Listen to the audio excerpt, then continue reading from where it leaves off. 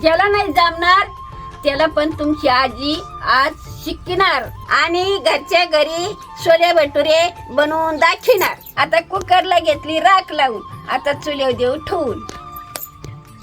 आता हरभरे लय भारी भिजले तर आता थोडेसे पाणी टाकून धुवून घेऊ.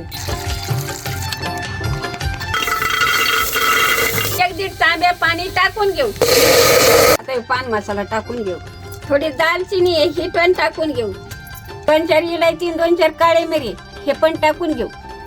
अर्धा चमच मीठ आणि थोडी हळद टाकून घेऊ.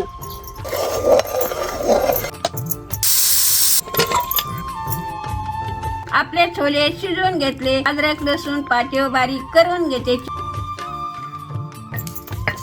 आता कढई ठेवून घेते. लगेच तेल टाकते.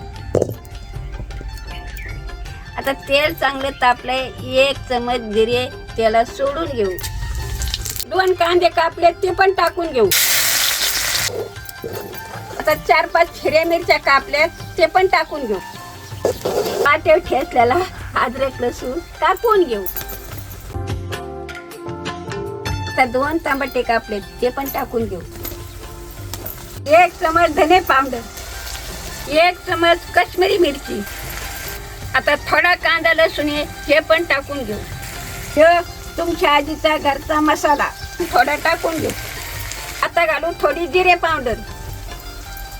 आता थोडी हळद. आता चवीला थोडं मीठ टाकू. आता हे उकडून घेतलेले चणे टाकून घेऊ.